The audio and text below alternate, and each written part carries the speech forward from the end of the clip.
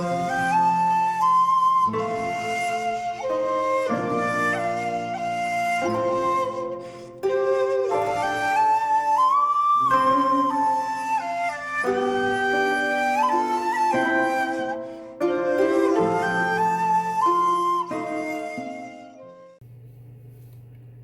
there, this is Solitary Ronin from Solitary Ronin Films, and welcome to I Finally Watched, which may be a series, might not be, but today I finally watched Brief Encounter by David Lean. I picked up this 10 film David Lean set.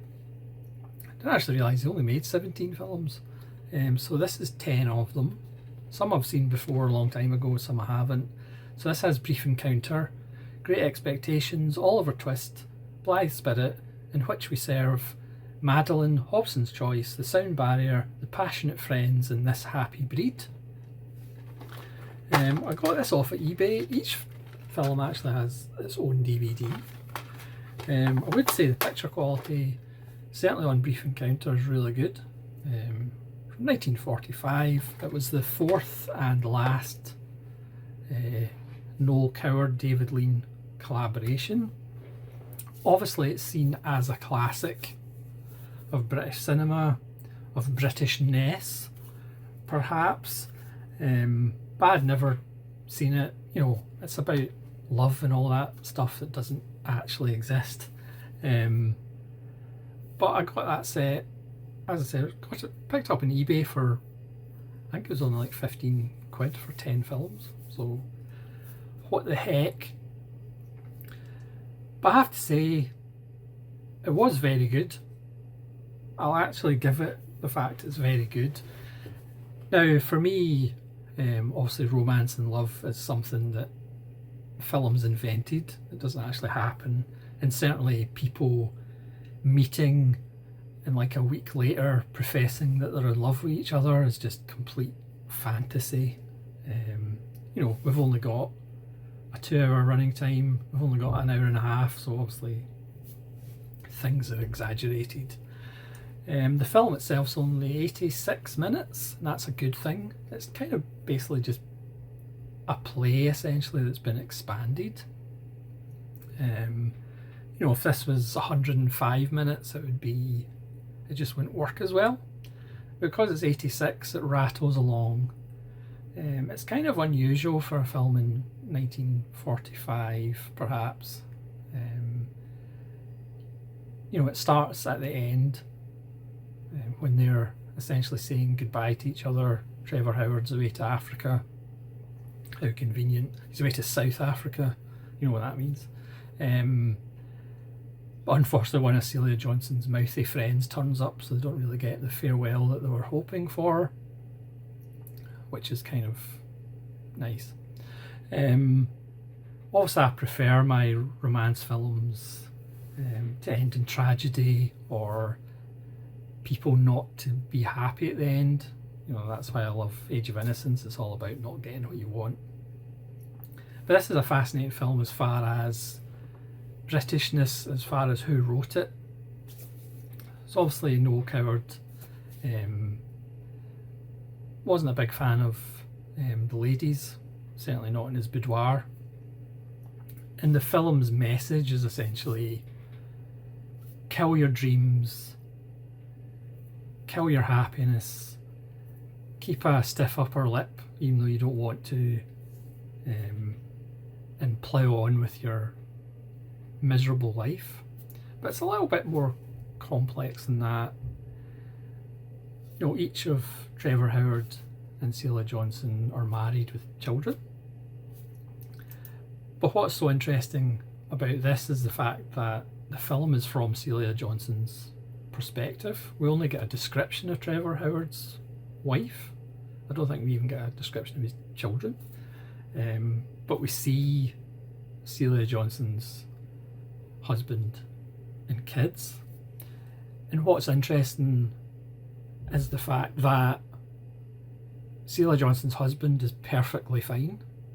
You know, he doesn't treat her badly, he's not an abuser, he's perfectly normal. So again, probably to a writer that wasn't as good as Noel Coward. You know, he could have made the husband a monster, so you would kind of go, oh, Celia Johnson, run to Trevor Howard, and you know. But he makes the husband perfectly decent. So why is Celia Johnson, you know, why does she fall in love with Trevor Howard? This idea that, you know, our life isn't spectacular.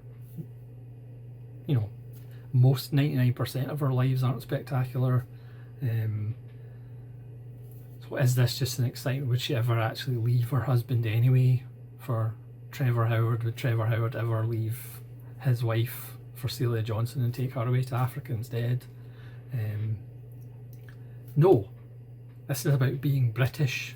This is about killing your dreams, killing your hopes, have no excitement in your life. Go back to your mundane, mind-numbing routine. Now, if you get married, you chose to get married.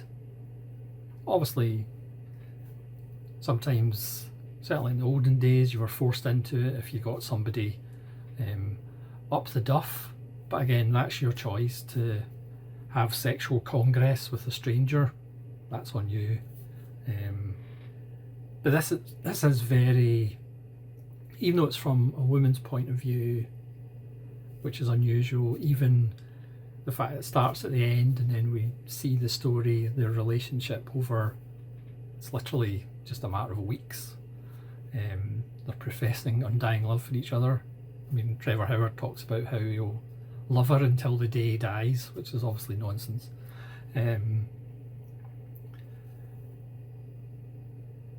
So even although it does play with conventions from 1945, at the end of the day, they still go back to their lives. I mean, obviously Trevor Howard's going to Africa, South Africa.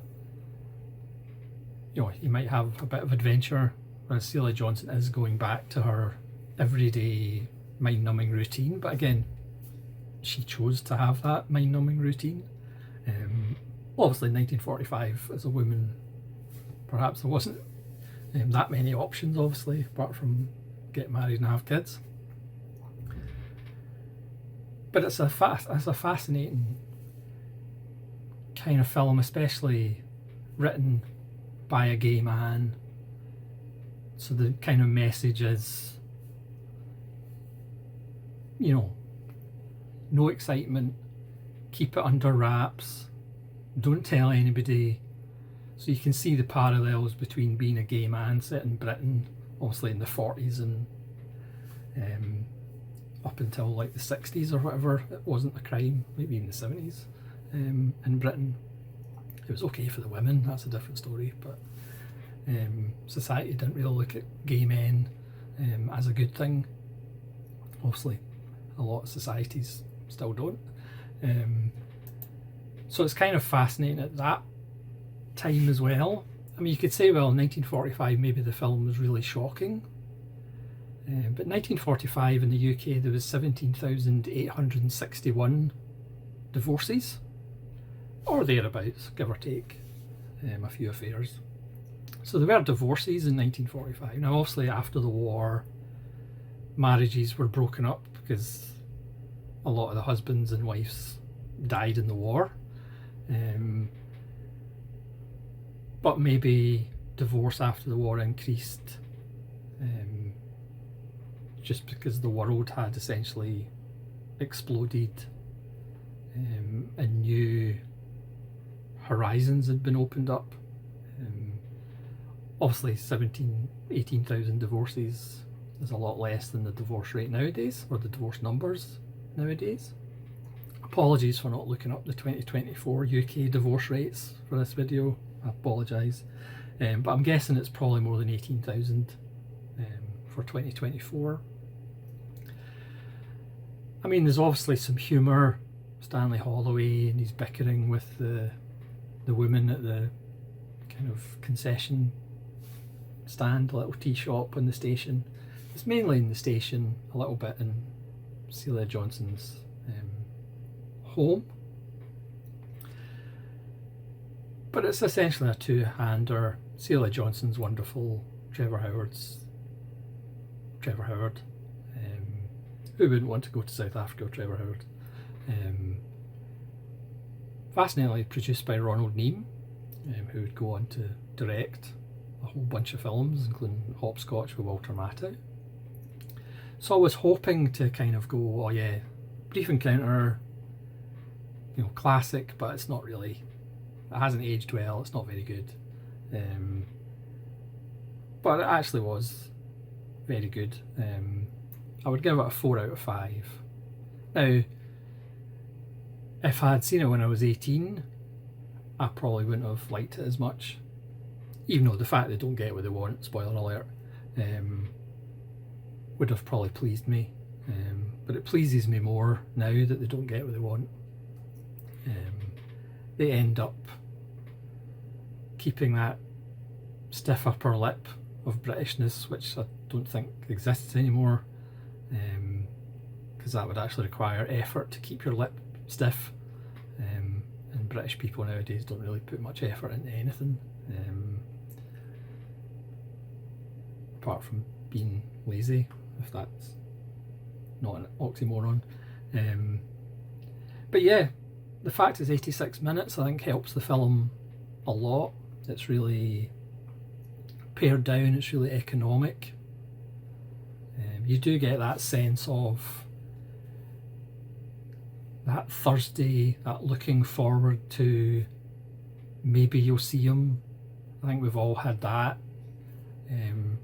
If we like the look of somebody's jib, and we try and do things to accidentally bump into them, just to spend, you know, 5 minutes chatting to them or whatever, rather than looking at them through binoculars.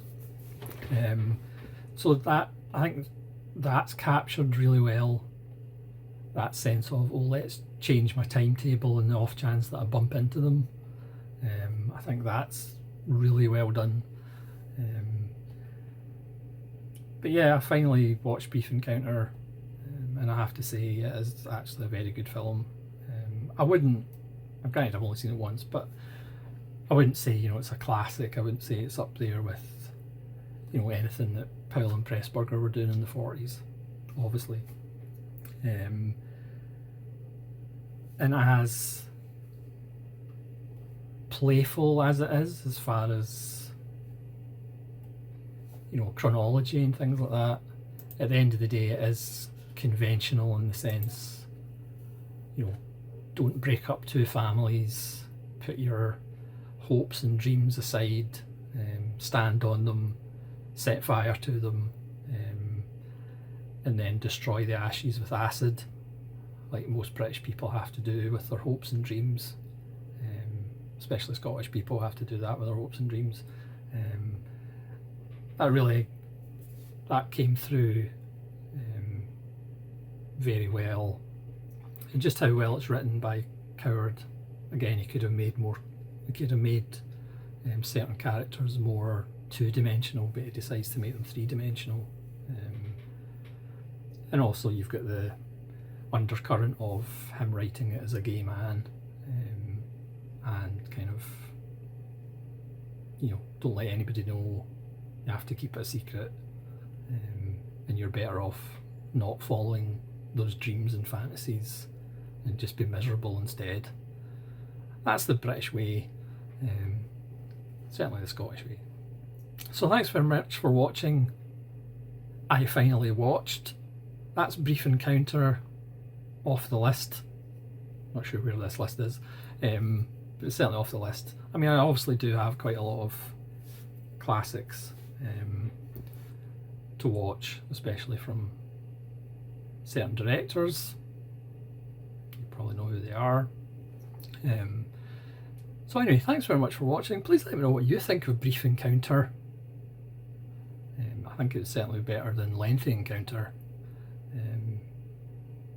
And do you view it as a classic, or is it just very good? So this is Solitary Ronin from Solitary Ronin Films, saying farewell and thank you.